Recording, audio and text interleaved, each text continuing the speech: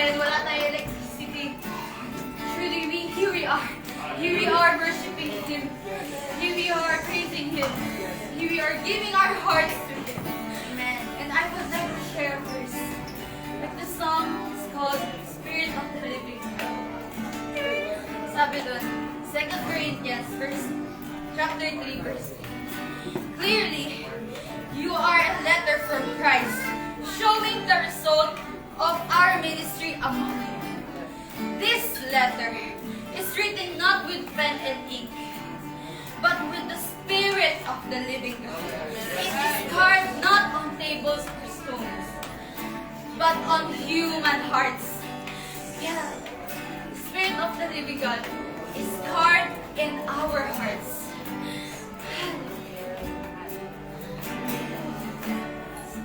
The living God, you are alive.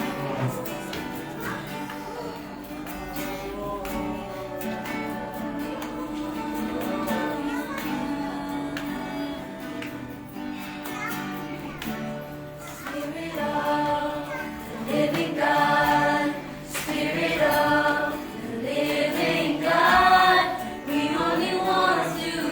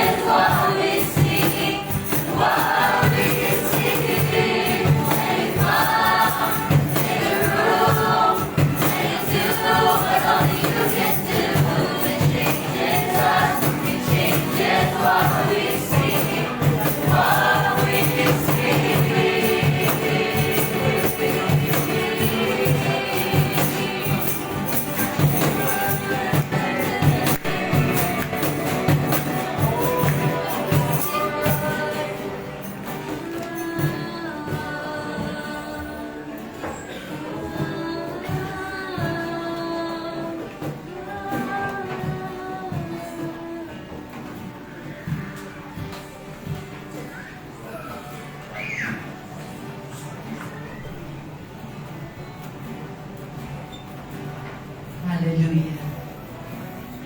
Hallelujah.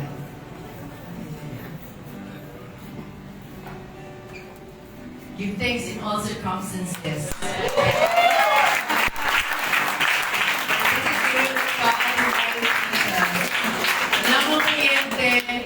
The joy in giving God the worship remains. Amen. Hallelujah. Hallelujah. You know what? That's what the Lord is after. He's not after the lights, may magandang music, you know. The Lord is after each one's heart.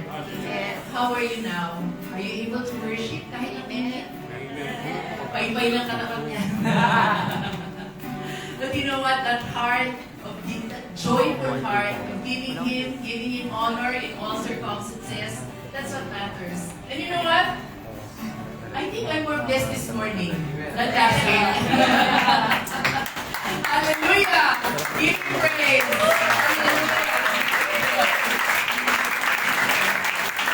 Psalm 96, verses 3 and 4 and verse 9 says, declare His glory among the nations, His marvelous deeds among all peoples. For great is the Lord and most worthy of praise. He is to be feared above all gods. Worship the Lord in the splendor of His holiness. Tremble before Him, all the earth. Lord, we just want to praise You and glorify You, Panginoon. Kahit ang kuryente, hindi kami kayang pigilan. Para ilagay sa iyo, nararapat para sa iyo. That honor, that glory, that praise. Hallelujah!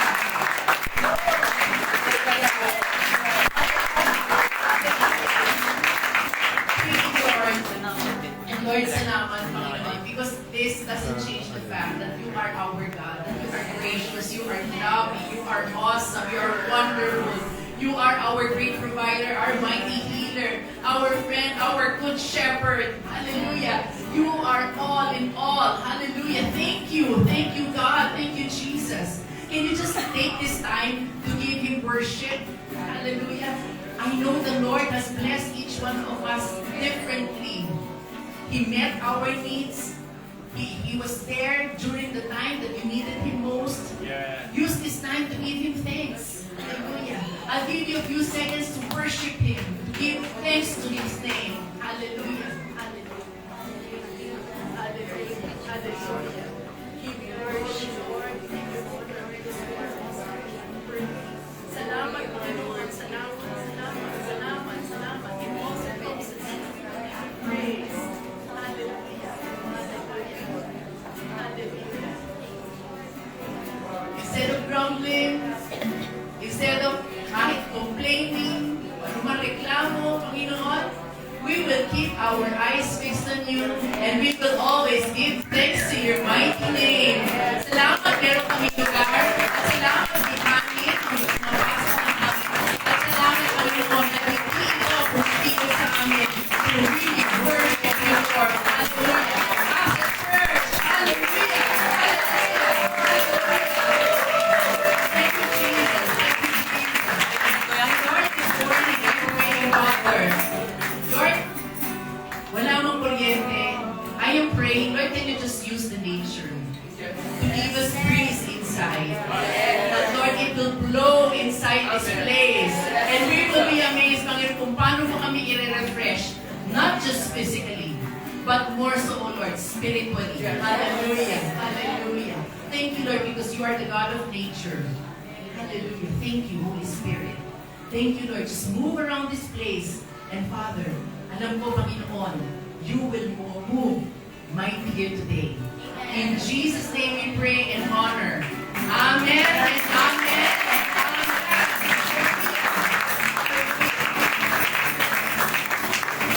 Yan. Yung palakpak para kay Lord.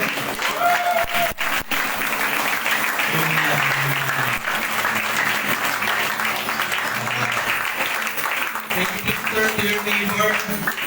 Sabi mo sa kanya, kumusta ang kilikili mo? Pasaya ba?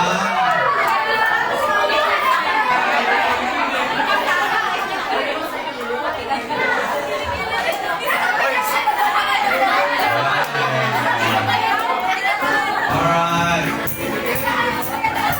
Amen.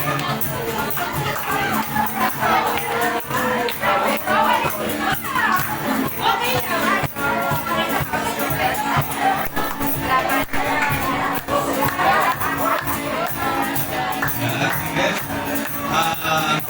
Let's take your seats.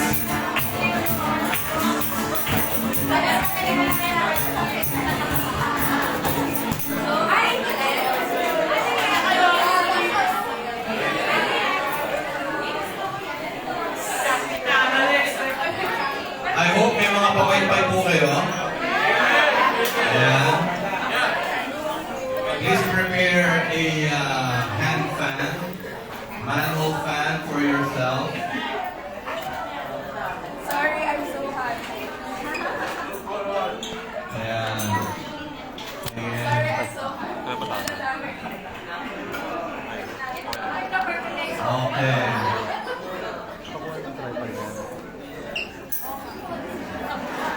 Yung may mga portable fans.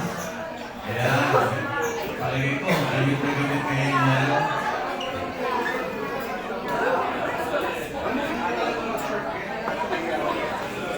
Ayan. Ayan. Can I have your attention, everyone? Ayan. Mamaya na tayo magkwentuhan so we can proceed with our worship service. Okay. Sige. We thank God kasi even though our electricity is not working right now, pero biruin ninyo, makulit yun ngayon. Hindi kagaya ng ilang mga araw na nakakaraan, sobrang init. So, talagang niloob ng Panginoon. And we're just so happy dahil yung problema doon sa kuryente natin was discovered just at the right time.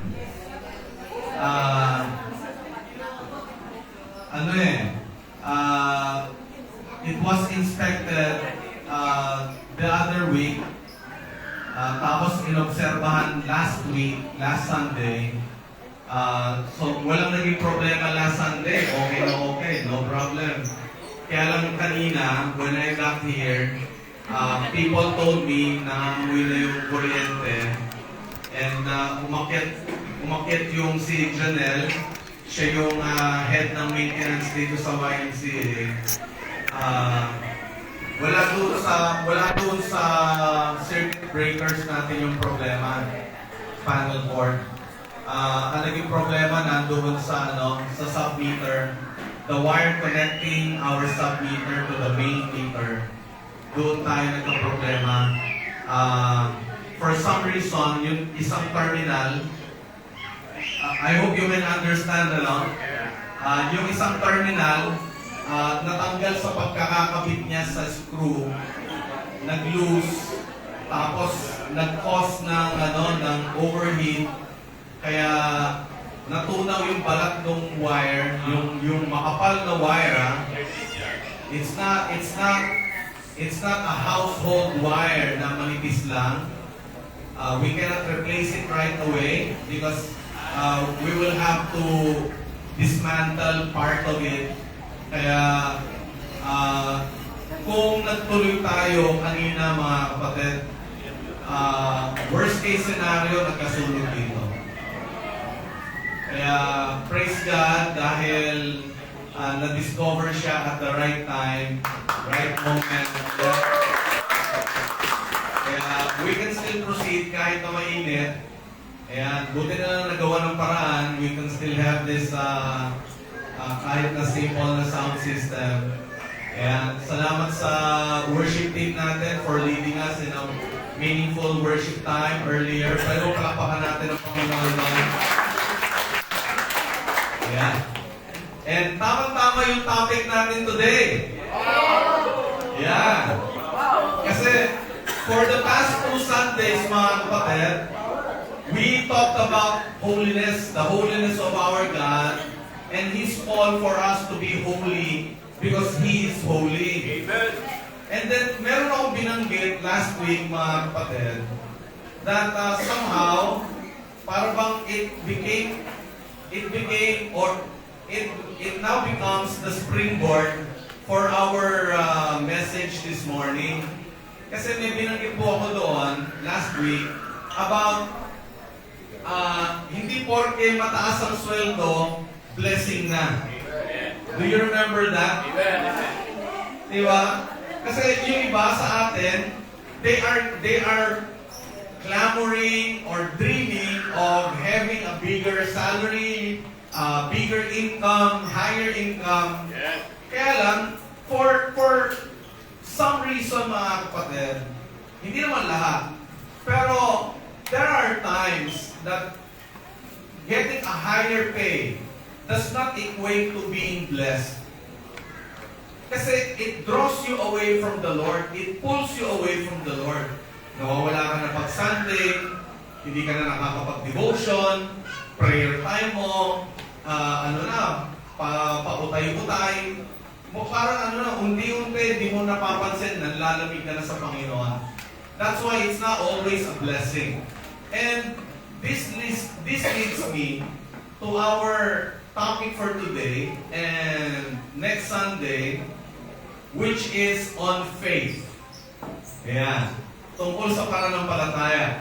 I want us to talk about this today because there is this generally accepted belief that people who have real faith always experience victory.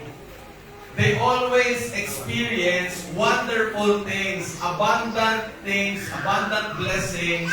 Yun yung nagiging concept ng maraming mga tao na para bang ang nakikita nila, para bang if you want to experience wonderful things in your life, you need to have faith. Kaya tuloy para bang pag walang nangyari, ang nagiging isang angle na tinitingnan, probably you're lacking in faith. Are you getting me? Hello? Para ba nagiging tingin ng iba, siguro kaya siya hindi gumaling kasi kulang siya sa pananampalataya. Hello? Yung iba sinasabi nila, siguro kaya hindi siya pumasa, hindi siya nag-pray mabuti. O kaya, siguro, kaya nangyari sa kanya yun, kaya siguro hindi umangat yung buhay niya. Kasi, meron siyang kulang sa tiwala sa Panginoon. Para bang, yun yung nagiging concept, yun yung nagiging belief ng maraming mga tao.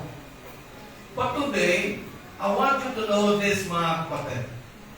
Meron tayong kailangang matutunan what real faith is.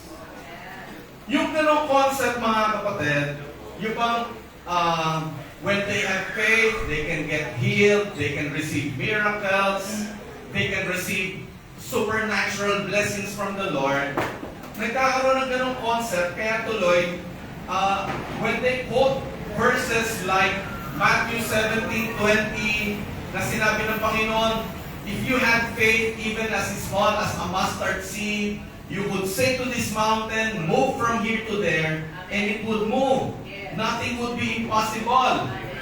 And they also quote a verse like Philippians 4:13, for I can do everything through Christ who gives me strength. Kaya lang, let me tell this, mga kapatid. Are you listening? Yes. People do not just quote these verses, they misquote these verses. Hello?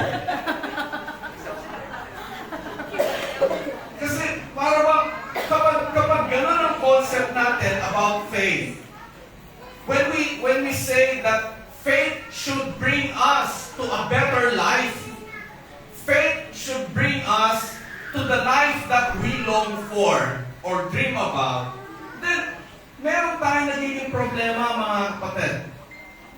Kapag ang concept natin is good things happen to those who have faith, at yun lang, sarado tayo doon, may problema tayo doon, mga kapatid.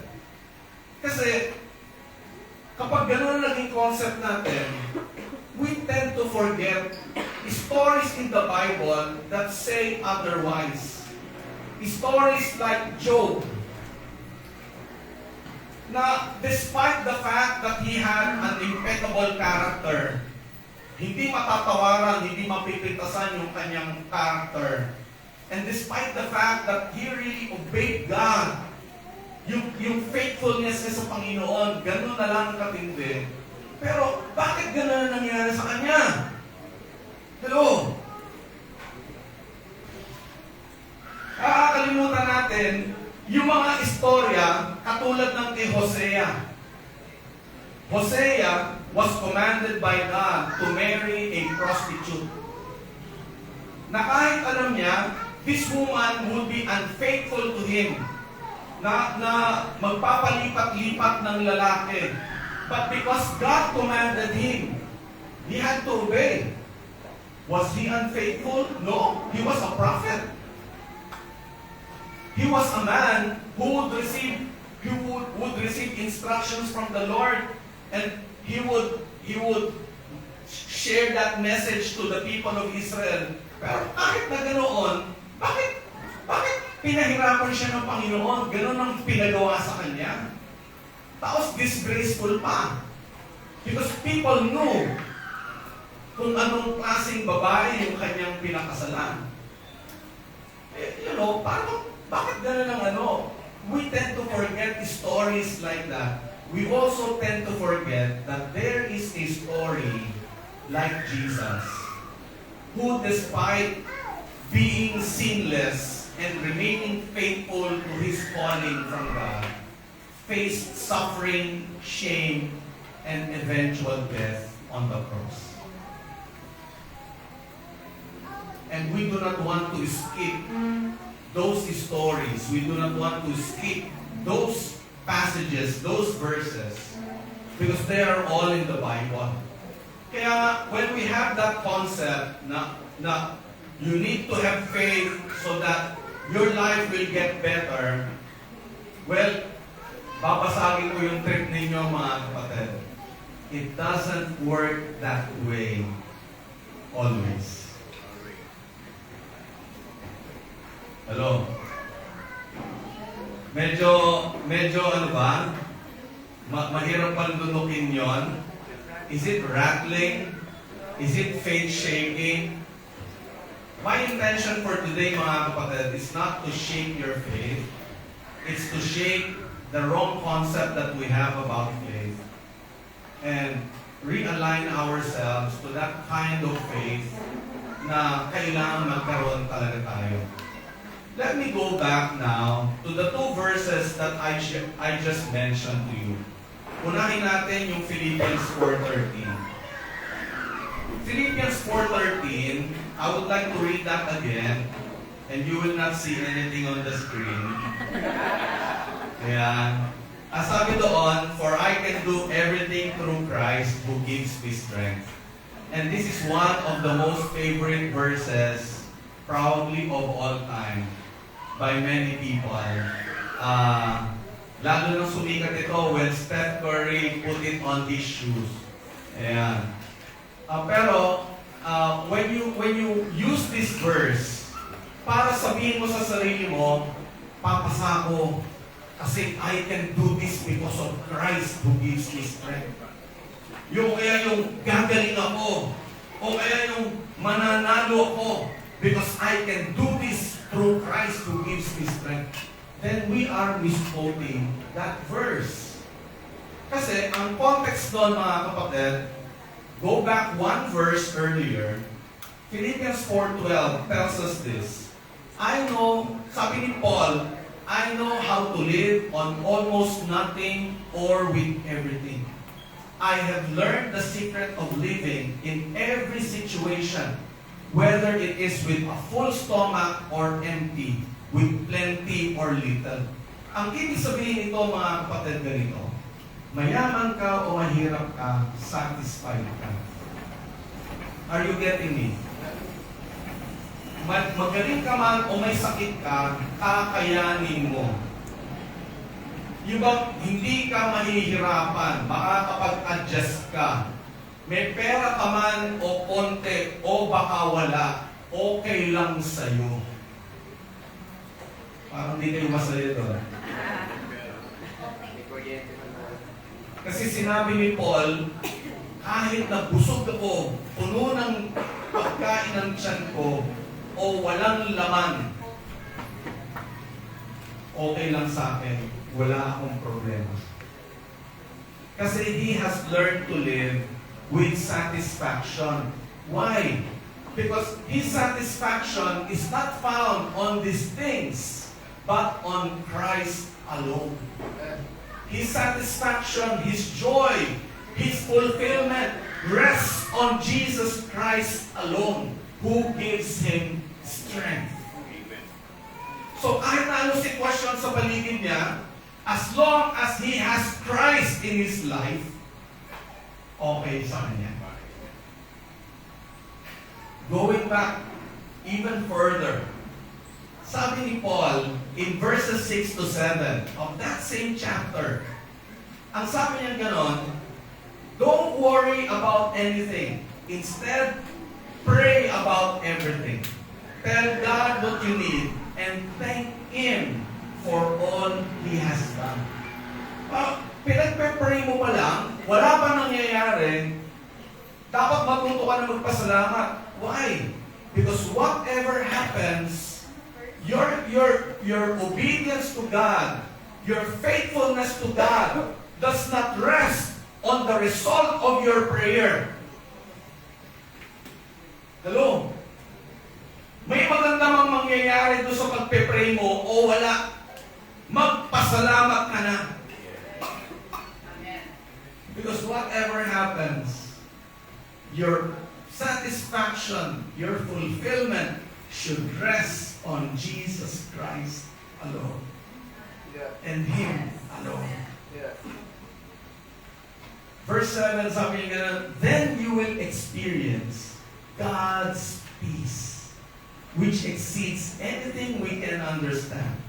His peace will guard your hearts and minds as you live in Christ Jesus.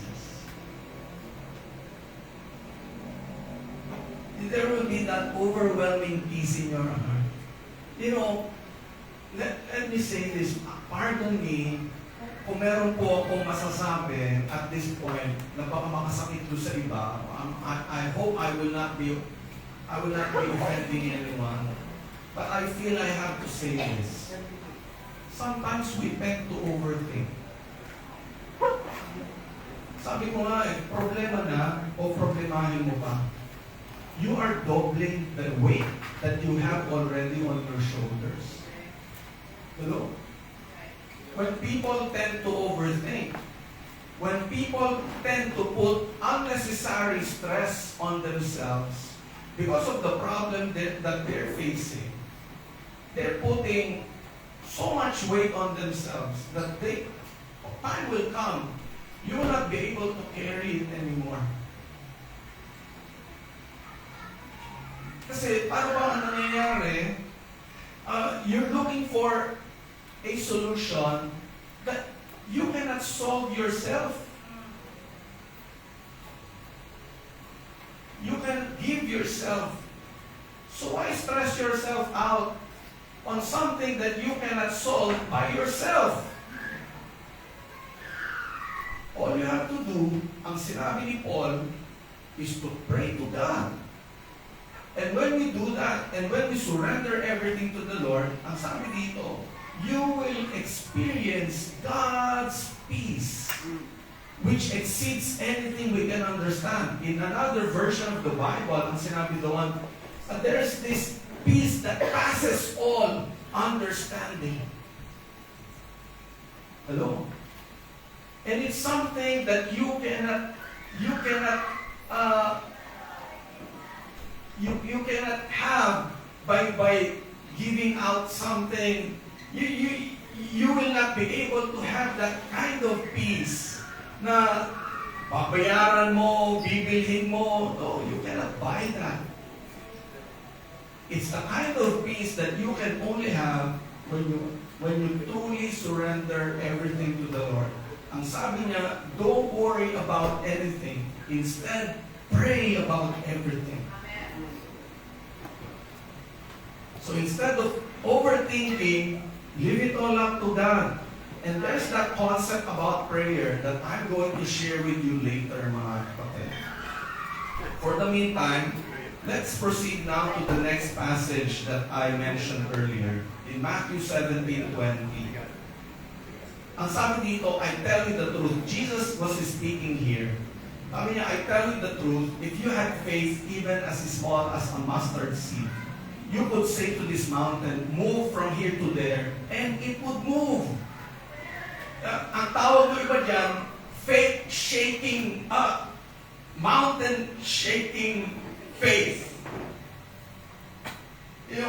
Earth moving faith. Yun yung sinasabi ng iba, nothing would be impossible. Kaya lang, ito yung context nito, mga kapatid.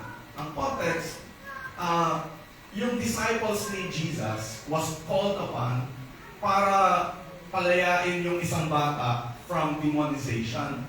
So, nadi-demonize. Hindi na magawa. Hindi na mapalayas yung demonyo. Tapos dumating si Jesus, sinabi nila yung problema kay Jesus. Jesus was able to drive out the demonic spirit. Nagtaka ngayon yung mga disciples niya. Nilapitan nila si Jesus. They had this private conversation. Sabi nila, Jesus, bakit ganun? Kami hindi namin palayas, ikaw, nagawa mo. And, yun yung naging pinagtataka nila. So, eto ngayon si Jesus, in-explain niya, and then he went on to say this, yung verse 20. If you had faith even as small as a mustard seed, you could say to this mountain, move from here to there, and it would move.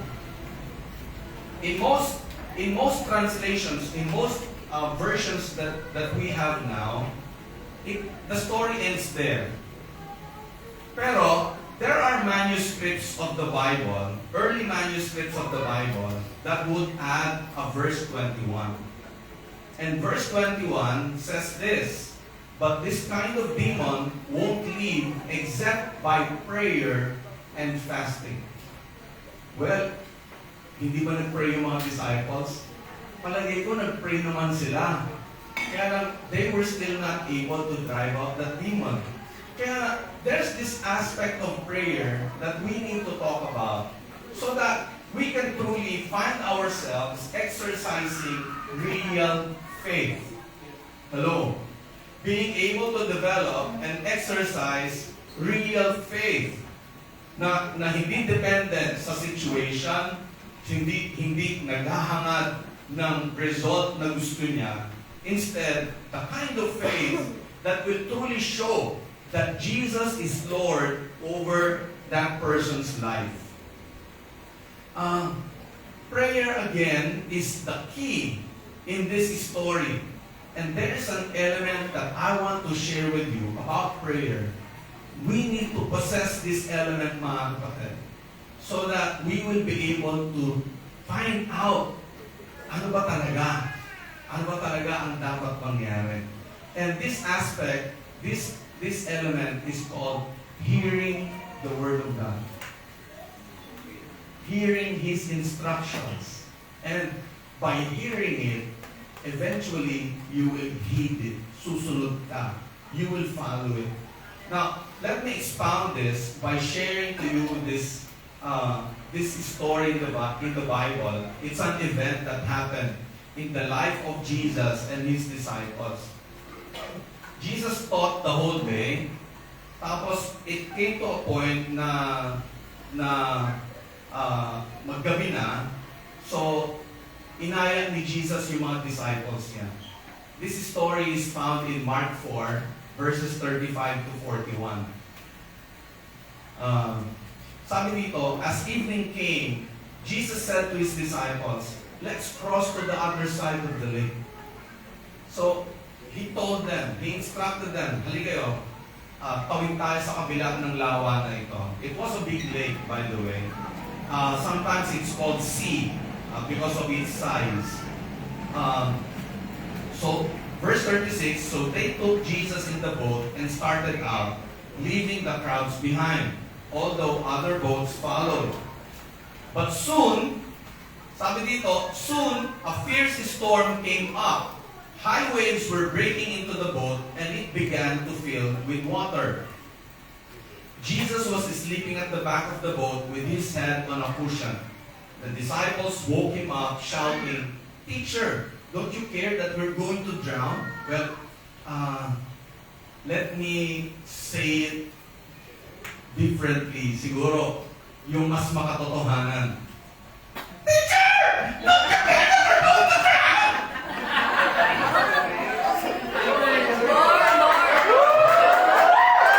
Naka-live stream ba tayo?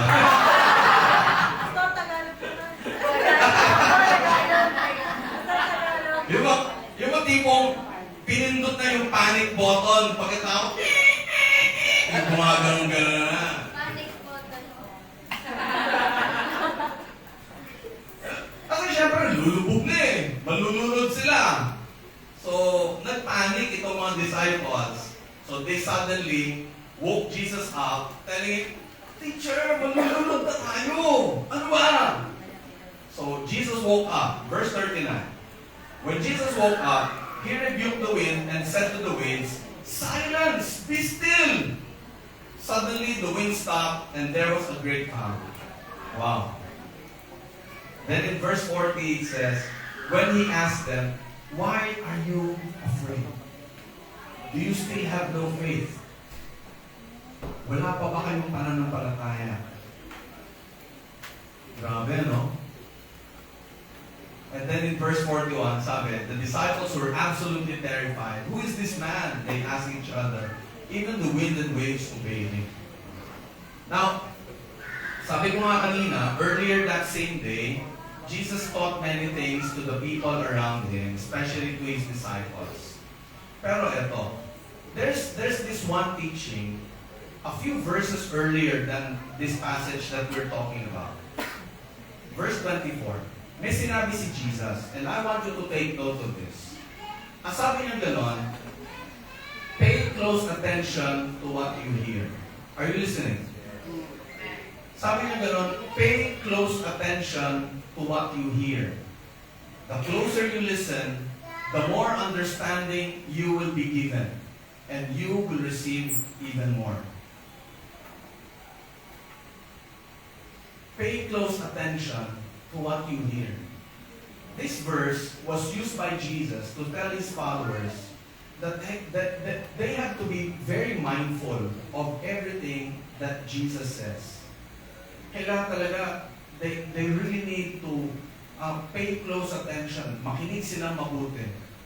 After sharing some more teachings, ito yung nangyari. Jesus now wanted to know if his disciples really understood what he taught them.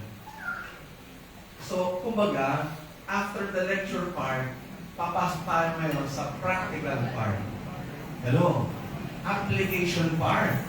Tingnan natin kung natutunan ninyo yung mga nadinig ninyo mula sa akin. Kaya sabi niya gano'n, pay close attention to what you hear. And then he went on. Nung gabi na, inaya na ni Jesus yung mga disciples niya. Take note, ang sabi ni Jesus, let's cross to the other side of the lake. It was something that Jesus said as a declaration. It was a declarative sentence. Let's cross to the other side of the lake. Na sinasabi ni Jesus, there's something that's going to happen. We will be able to cross this lake. Hello? We will be able to get there. Parang, I don't know how many of you are very sure about God's direction for your life. Probably if you are sure about it, you must have heard the Lord tell you one time or many times before na, anak, ito yung gusto kong mangyari sa buhay mo. Anak, ito yung gusto kong gawin mo. You have that assignment and it's so clear for you. It's so clear to you na parang you have no other things in mind except to prepare yourself for that assignment that Jesus gave you. Meron Kaya lang, alam natin mga kapatid, the shortest distance from one point to another is a straight line. But in real life, to get from one point to another will not be a straight line. There will always be curves. There will always be different directions along the way before you can get to that point where God wants to take you. Ang sabi ni Jesus, let's cross to the other side of the lake. Kaya lang, somewhere along the way, strong wind came. Big waves came. Natakot sila. Ang sabi nila, when they woke Jesus up, sabi nila gano'n, di ba kayo natatakot, nalulunod tayo? Ano sinabi ni Jesus bago sila nakatawid? Let's cross to the other side of the lake. Are you getting me? Hindi na sinabi, I wish or I hope. Tingnan natin, subukan natin. Ang sinabi ni Jesus, let's cross to the other side of the lake. He declared it. Tapos binagyo lang, iniisip mo malulunod ka na. Hello? May dumating lang na problema, akala mo hindi ka na makakarating doon sa dulo. There's this aspect of prayer that I want to share with you, mga kapatid. When we say faith, mga kapatid, it's not based on what you want. It's not based on what you like to happen. Faith should be based on something that is outside of you. And that outside is on that one thing, the Word of God for you. Your faith should be based on God's Word for you. Well, meron tayong kailangang makita, mga kapatid, that there's this aspect of prayer na very much related to faith. One time, I was in a conversation with this guy. Tapos tinanong ko, are you sure yan ang dapat mong gawin? Sabi niya gano'n, opo. Ang tinanong ko, pinag-pray. Ang tinanong pa, paano mo nalaman? Pinag-pray po, sabi niya gano'n. Pero I gave him a follow-up question. Sabi ko gano'n, ano sabi ng Lord? At tumingin siya sa itaas.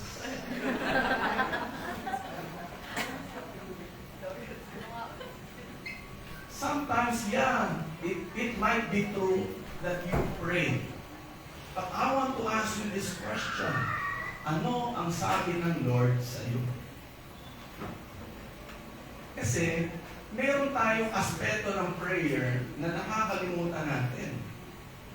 And that is receiving the instruction from the Lord. Ang akala ng maraming mga tao, when we say pray, it's enough that you tell God what you want, what you need, and that's about it. But you have only done half of the job. Kalahati lang yon. Many people forget about the other half kasi nga, wala kang ibang gagawin kundi maghihintay. And yung waiting, yun yung isa sa mga bagay na people nowadays are lacking. Yung patience, mga kapatid, yung waiting, para bang konting panahon lang, naiinig na tayo. Hello? Kaya nung nagbukas ang LRT, hanggang Sukat, Parañaque, maraming mga tao natuwa, mapapabilis ang biyahe ko. As if hindi ka masanay na nag-jeep ka o nag-UV Express ka, papunta doon. Shorter time. Maraming mga tao natuwa sa ganon. Shorter time. Nung nagkaroon ng technology, kagaya ng Zoom, nakakapag-video call kayo, you can be in a conversation as early as one click.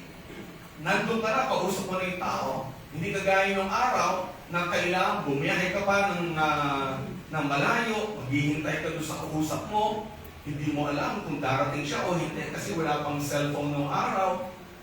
Kapag nainip ka na ng konti, pupunta ka sa payphone, maghuhulog ka ng 3.25, tatawagan mo sa bahay nila, tatanong mo, nandiyan po ba si ano?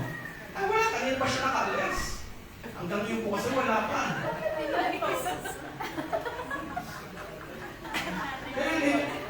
Kasi nga, people tend to be impatient.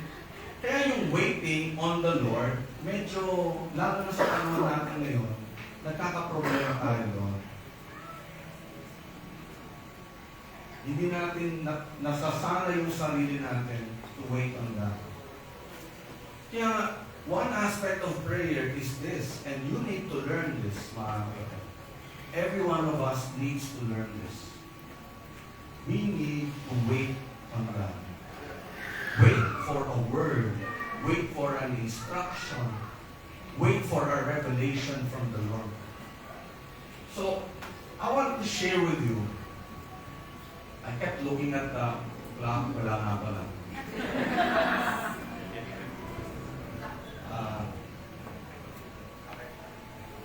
Ano pa, bilis ha? Wala na to ha? Haba ako pa. Ayan.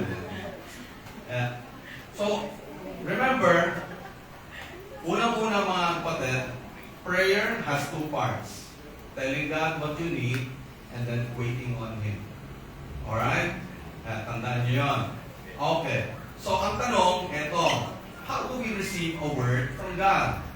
Paano natin sasanayin yung sarili natin so that we can know, well, for sure, as in, paano natin sasanayin yung sarili natin na maintindihan natin, maliwanag sa atin, that God is giving us a word. I would like to share with you several practical things. So take note of this. Don't look at me. And take this down. Number one, how to receive a word from God. Number one, meditate on the scriptures. Ang sabi ng Bible, mga kapatid, when Jesus was in a conversation with the Samaritan woman, ang sabi ni Jesus, God the Father is looking for those who will worship Him in spirit and in truth. Well, that aspect of spirit, pwede siguro sabihin na natin, it's not ours to determine. It's God's control. It's God to give us that kind of spirit. But we need to ask for it. We need to ask God for it. But at the same time, meron sinabi doon yung truth. When we say truth, mga kapatid, are you basing your worship on truth? And when we talk about truth, kailangan makita natin scriptures, Bible. That's what we understand to be the truth. So, para bang ibig sabihin ng ganito, mga kapatid, is the God that you're worshiping, the God that you can find in the Bible. The same God as Abraham, Isaac, and Jacob. Pero kung hindi, mga kapatid, you have a different concept of God, that God is merciful, that God is gracious, that God will give you everything you need. Kaya maraming mga tao, listen up, maraming mga kanta, na mga Christians, ang nagiging popular, yung about, the goodness of God. Waymaker. God is good all the time. Yung mga ganyan. Yung mga naging popular na Christian songs, may mga ganong tema. Pero, we tend to forget that that's only part of the character of God. Merong character of God na ang tawag holy, ang tawag righteous, ang tawag just.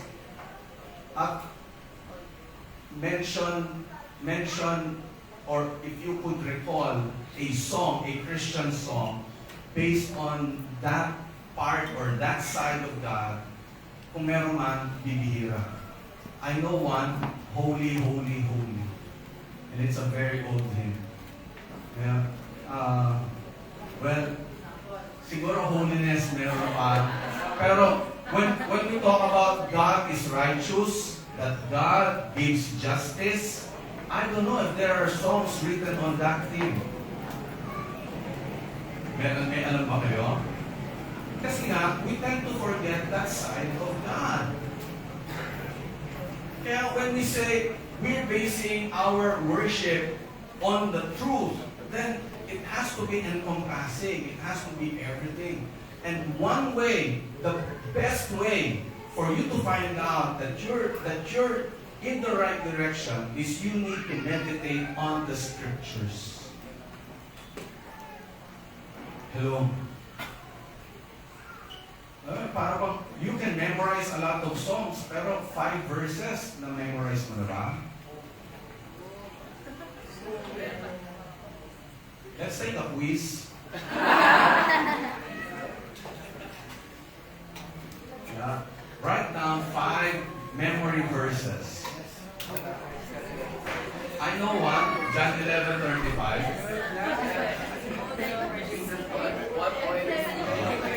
Okay, try writing Psalm 23. Write down Psalm 23, not just verse 1, but the entire Psalm. Kaya, ito mga kapatid, how can you know that the God you are praying to, the God you are worshiping, is the God of the Bible if you are ignorant of the Bible? Pardon the word. Pero, that's the best description for somebody who does not open his Bible. Hello? Kaya, number 1, to receive a word from God, kailangan meron kang best basihan. Meditate on the scriptures, mga kapatid. Hello? Yeah. Last December, if you remember, many of you took the PSJE, Personal Spiritual Journey Examination. The 3-page paper that we gave you during our Christmas party sa 8th floor. Yeah. Chine-check namin yon, mga kapatid. And isa sa mga nakita kong problema, isa sa mga nakita kong situation is that many of us are not into the Word of God. And that's one thing that we need to strengthen. I'm not saying you have to memorize only by mere memorizing. Yeah? You have to really remember it by heart. Remember the Word of God by heart. So meditate on the scriptures. Not just learn it, but meditate on the scriptures. So that's number 1, how you receive a word from God. So during your prayer time, take your Bible with you. Sometimes God would tell you, open to this part of the Bible. Tapos pagbukas mo, uy, galing na. Yun na. That's what I need to read, to hear right now. O kaya yung bang, you would be able to recall something that you meditated on a week ago, a month ago. Tapos pag binasa mo, nung time na binasa mo yun, nung a month ago, it does not mean anything to you at all. Pero yung now, na-recall mo yung verse na yun, doon mo nakita, uy, wow, kaya ko pala pinag-aralan kasi ngayon makaka-apply ko sa buhay ko. Ngayon, doon ko nakikita yung truth ng Word of God kasi nangyayari sa akin ngayon. So, meditate on the scriptures. Amen? Amen? Tingnan mo nga yung katabi mo. Sabi mo sa kanya, mag-aral na tayo, ha? Okay. Sabay tawa. Mag-aral na tayo, ha? Huwag naman gano'n. Alright, number two.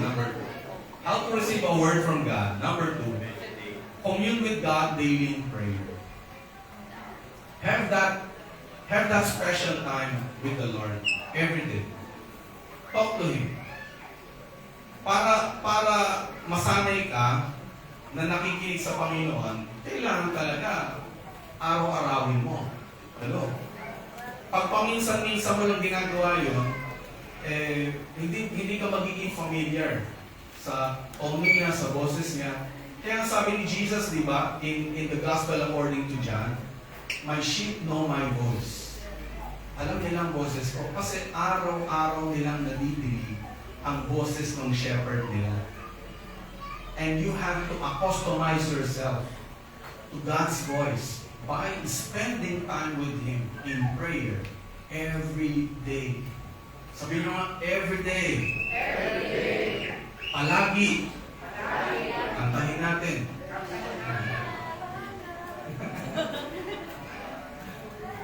Okay. So, it's a special time na walang distractions. Wala kang ibang aasikasuhin, hindi ka nagluluto, hindi ka nagpe-prepare for school.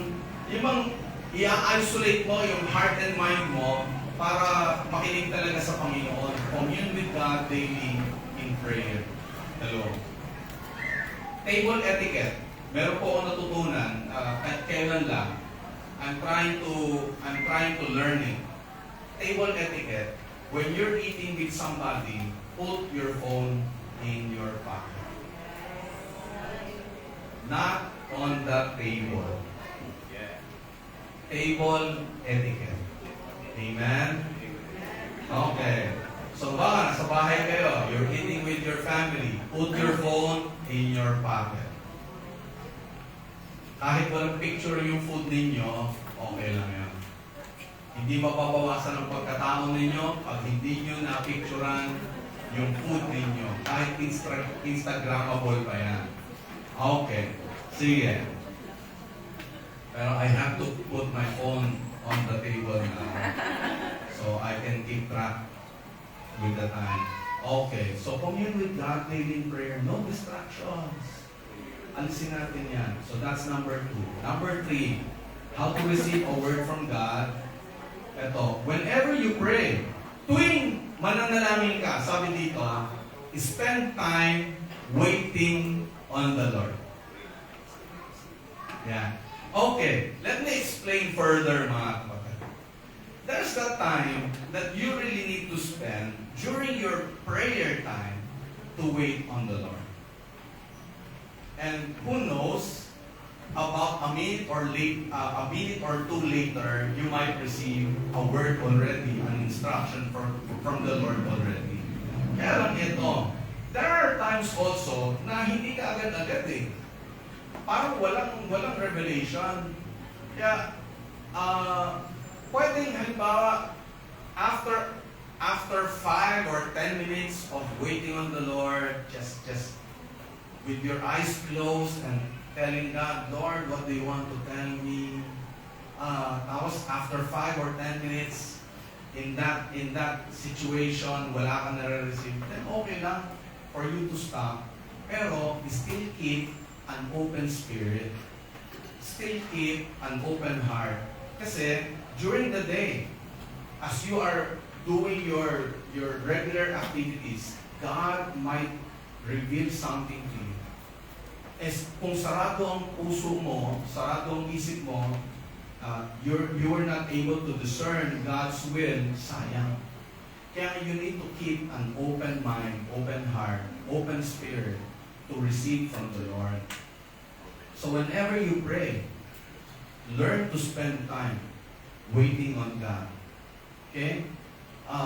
Pag medyo sanay ka na, mga kapatid, hasak ka na, minsan, a few seconds of waiting, alam mo na, naintindihan mo na yan. Kasi, meron ka nang na-receive kagad. Ang medyo mahirap yung kapag hindi ka sanay, pag hindi mo alam paano nangungusap ang Panginoon. It's similar to during the time of Samuel, during the time of Moses. Yung mga tipong gano'n, God will suddenly show up. O kaya during the time of Paul, when he went up on the roof to meditate, tapos may pinakitang vision ng Lord sa kanya. Yung mga tipong ganon, God will show up. You just need to be discerning. Kailangan talaga. So spend time waiting on the Lord. Sometimes it will come in the form of words, as in mga alphabet, yung mga makikita mo, letters talaga. Sometimes it will come in the form of a picture, a scenery, or the face of a person. Ayan, o kaya, it's a place that you will see. So, may mga ipapakita sa iyo, Panginoon. All you have to do is practice. Kapag medyo sumablay, ay, mali ako nang intindi. Okay lang yun. No problem. Ang mahalaga, sinasanay mo yung sarili mo to wait on the Lord, to hear from Him. So, the more you do it, the more you practice it, syempre, masasanay ka. Darating yung time, sandali pa lang, hindi ka pa nagpo-pause, nararamdaman ka na mayroon ng word ng Lord sa iyo. So, kailangan lang talaga sanayin mo yung sarili mo. So, whenever you pray, do it. Amen? Next, I know you're quite uncomfortable now. I'm trying to be as quick as I can. Quick! Yeah, okay. Yeah. How to receive a word from God. Next, ask Him to show you a revelation. Pwede kang magtanong. Hello? Walang masama sa nagtatanong. Tanungin mo ang Lord, Lord, anong gusto mo? Kaya, kagaya ng nangyari doon sa story kanina, may instruction ng Lord, let's cross to the other side of the lake. Yun ang gusto niya. Kung anong gusto ng Lord, yun ang nasusunod. Amen? Kung anong sinabi niya, yun ang mangyayari. Kaya, pwede naman tayong magtanong sa Kanya, Lord, anong gusto mo? Lord, ano ang dapat mangyari? Ask Him to show you a revelation. But, next point and last, salamat. Ito yung pinaka-importante. Believe whatever He tells you. And when you say believe, dito tayo pumapasok yung faith. Hello? Listening, receiving a word of God is one element of faith, but it's not the entire thing. What completes it is when you find yourself obeying, following. That's how you know that you have faith. Now, pwede mo tumingin ngayon sandali sa akin. Ganito ang ibig ko sabihin. Hindi man mangyari yung gusto mo. Hindi man masunod yung pangarap mo. Pero kung anong sasabihin sa iyo ng Panginoon, susundin mo.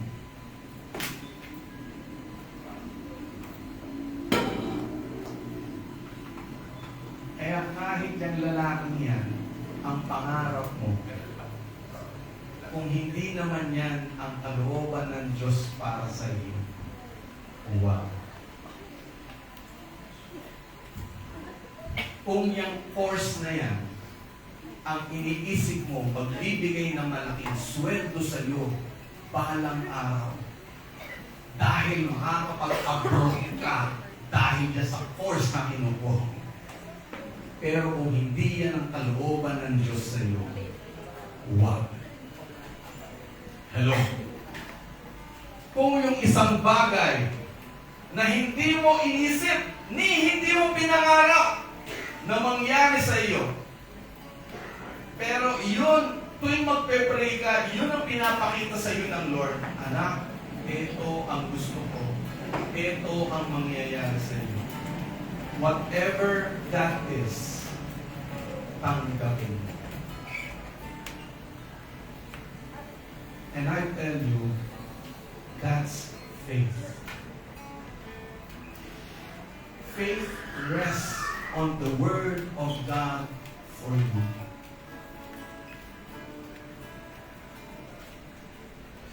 So whether you have plenty or nothing, your heart's condition will not change. You will still have faith in Jesus. Kaya nga, kahit na nung nasa Garden of Gethsemane si Jesus, praying to the Father, for the cup of suffering to be taken away from him. But in the end, ang sabi pa rin ni Jesus, not my will, but yours be done. And that's faith. Can we all stand, mga kapatid?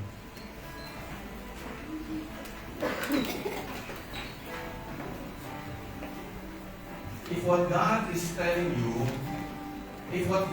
telling you is a promise, claim it. Pag ang sinabi niya, command, obey it. Don't do anything else but obey. Kaya ngayong araw na ito, I want to make a call. Show of hands lang. I want you to make a commitment right now. I would like to encourage you to make a commitment right now. Whoever here today is saying, Lord, whatever you will tell me, I will follow. Lord, I want to develop my faith in you. Kung ikaw yun, kapatid, kung yun ang gusto mong sabihin sa Panginoon, can you raise your hand right now? Yeah. Kahit maghirap ka, kahit mawalan ka, kahit na hindi matupad yung pangarap mo,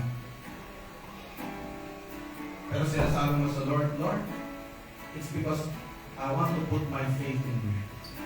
I will obey you. I will follow you. Father, by raising our hands, sinasabi namin sa inyo, Panginoon, na gusto ka namin sundin. Ano man ang sabihin mo, siya namin gagawin. Kaya Panginoon, continue to be with us, continue to develop our faith, continue to mold us, Lord God, into the kind of person that you want us to be, and that is a person of faith. Father God, continue to work in our lives, para Lord, kahit na ano mangyari sa amin, hindi kami bibitaw sa inyo. Mananatili pong nakakapit at sumusunod sa inyo. Ito ang aming dalangin sa pangalan ni Jesus. Amen. Amen.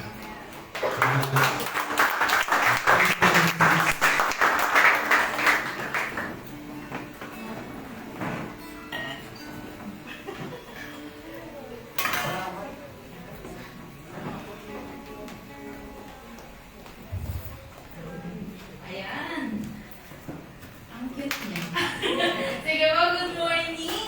I will be challenging you this morning sa isang, ano sabi ni Pastor Glenn, faith shaking, the mountain shaking faith. Yan. And we will post this challenge as a church. No? But before that, I want to read Matthew 6, verse 21. So if you have your Bibles, hindi yung pakibasa po. Matthew 6 verse 21, sabi dito, wherever your treasure is, there the desires of your heart will also be. So ano bang ibig sabihin ng treasure para sa inyo? When you say treasure, it's it's something worthy, no, mahalaga siya, important, something of value. Pag sinabi natin treasure, ganun yung naiisip natin. And sabi dun sa verse, kung nasan daw yung mga bagay na mahalaga para sa atin, nandun ang puso natin. Amen? Tama ba yun? So ngayon, my next question would be, what are your treasures?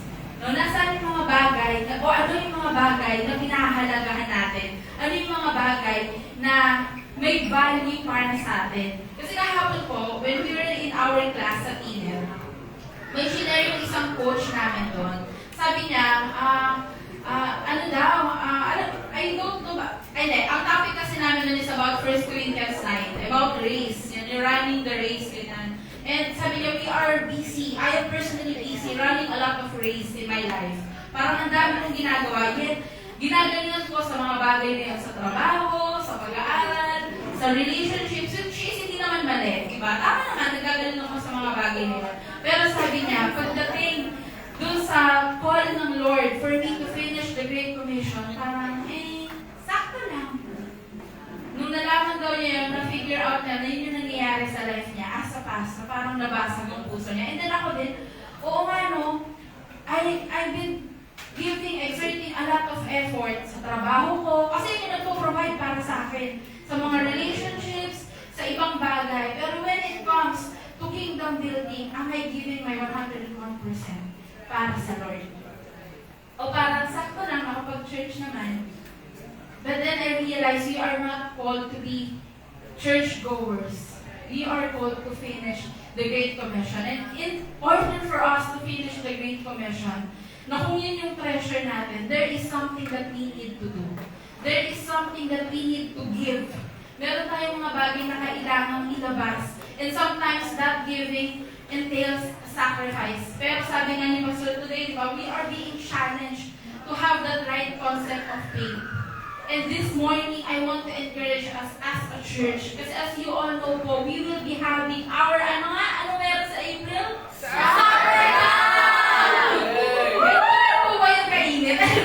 No, we will be having our summer camp. And alam niyo po ba, this is the first time that the young adults and the youth will join together as one generation. Kasi in that time, no, we will join together, we will come together as one in order for us to really have the heart for the Lord. Kaya parang kami, we are so excited sa kung ano yung gagawin ng Lord during this summer camp. This is not just about the previous generation or this generation, pero it's this two generation coming together in order for us to reach the next. In order for us to be equipped to reach the next. Pero ang alam naman po natin sa mga ganitong pagkakataon, there will always be finances Laging kasama yun. Hindi pwede, kung pwede lang na hindi.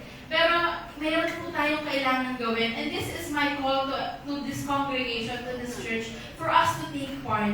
Hindi man po tayo maging bahagi ng camp physically. No, kasi, yung generations na mali nyo next time, family camp na. No, parang unti-unti, magkakasama. Pero hindi man tayo bahagi physically, but we have a role as a church. And yun po yung call ko para sa inyong lahat. Alam niyo po, ang Lord, ginagawa niya yung part niya. So, paghahanap pa lang namin ng venue, grabe yung favor ng Lord. Ang to the point, ang nakausap nila Ate Bern, na sabi doon, kung para sa gawain ng Panginoon. Yun, venue pa lang nakausap namin, gano'n na silang mag-respond. Ibig sabihin, we can see that God is doing His part. He is giving us the favor, He is giving us the way, He is giving us kung ano yung may bibigay niya para sa atin. Except, aside from kung ano pa yung gagawin niya during the camp. Sa preparation pa lang po, ginagawa na ng Lord ang part niya. And this is my call for this congregation to help us do our part as a church. Pero po yun, alam mo po, we are compute na naman tayo. Last year, ganito rin ako, nagko-compute po kami. Nagko-compute na naman po kami this year. And in order for us to send one camper sa summer camp, we need more or less 35 to 40K. Napakalaki po, di ba? Pero our church, si Pastor challenge kami nung Thursday, kaya ba natin pababain ng 1.5 ang registration? Parang kami ni Julian, kaya, Pastor! 1.5. Pero in order for us to bring that registration sa ganung level, we need to raise 6 digits. So, 6 digits lang ba para sa Lord, di ba? Kaya. Kaya I want to encourage every one of us, please partner with us.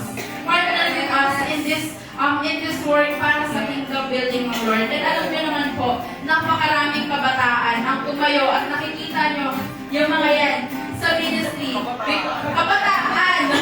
Ang daming kabataan ng 2024. Nakikita niyo at least in one ministry, sa Pebbles, sa band, o sa kung anong ministry, tumayo because of that one camp experience. Yung mga ate at kuya dito, kami mga young adults, one time sa buhay namin, we became the delegate of that camp. And nandito kami ngayon, preparing the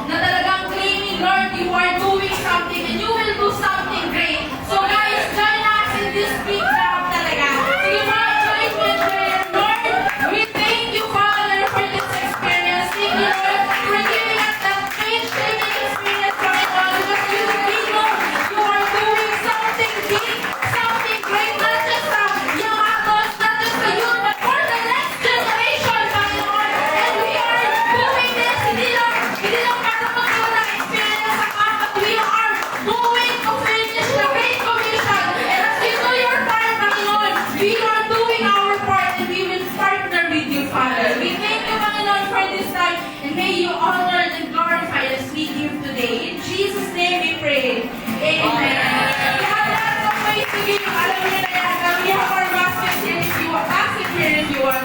Sige po, let's start. And let's continue to worship. Let's go, fam. Woo!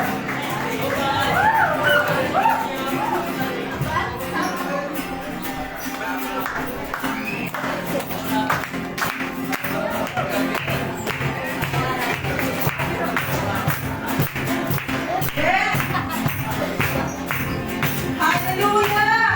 Sino ka bless na yung umaga nito?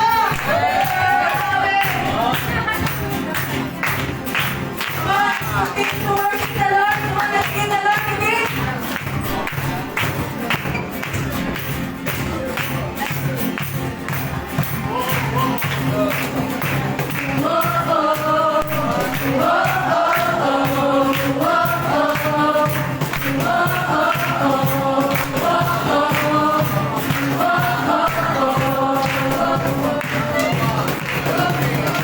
Araw-araw kasiyahan.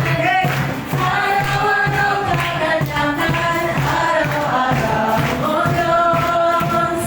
Araw-araw, O Diyos. Come on, let's give that hands to the Lord. Araw-araw sa samahan. Araw-araw di iiwan. Araw-araw, O Diyos. Araw-araw, O Diyos. Ano mang maging panahon, ano mang pagkakataon, ano mang maging sitwasyon, ika'y pupurihin. Ikaw at ikaw pa rin. Uwo-oh, uwo-oh, uwo-oh, uwo-oh, uwo-oh, uwo-oh. Araw-araw. Araw-araw kasiyahan, araw-araw kagalakan, araw-araw, O Diyos, araw-araw, O Diyos.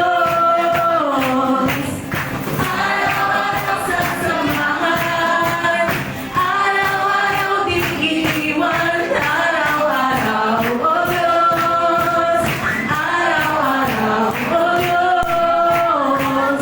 Ano mang maging panahon, ano mang pagkakataon, ano mang maging sitwasyon, ika'y pupurihin. Ikaw at ikaw pa rin. Uwo-oh, uwo-oh, uwo-oh, uwo-oh, uwo-oh, uwo-oh. Wala kang katulad. Wala kang katulad. Wala kang katulad. Let's sing. Wala kang katulad. Wala kang katulad. Woo! Wala kang katulad. Wala kang katulad. Wala kang katulad. Wala kang katulad. Let's sing one more time. Wala kang katulad. Wala kang katulad. Wala kang katulad. Wala kang katulad. Wala kang katulad. Ano maging panahon? Ano mang maging panahon? Ano mang pagkakataon? Let's sing. Ano mang maging sitwasyon, ika'y pupurihin. Ano mang maging panahon, ano mang pagkakataon, ano mang maging sitwasyon, ika'y pupurihin. Ikaw at ikaw pa rin. Uwo-oh, uwo-oh, uwo-oh,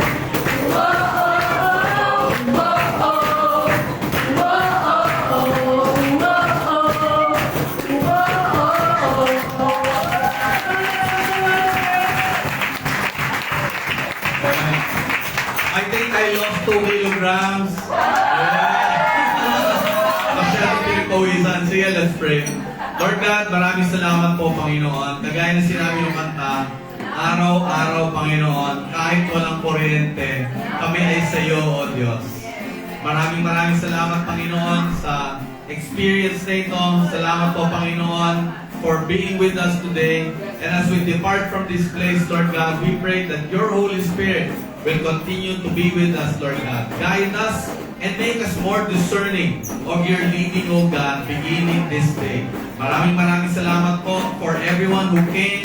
We pray that you will bless us all, Lord God. Those who are not feeling well, let them experience your healing, O God. We are praying for goodness, for happiness to happen for every one of us. Thank you so much, O God. In Jesus' name, this we pray. Amen. Amen. God bless everyone.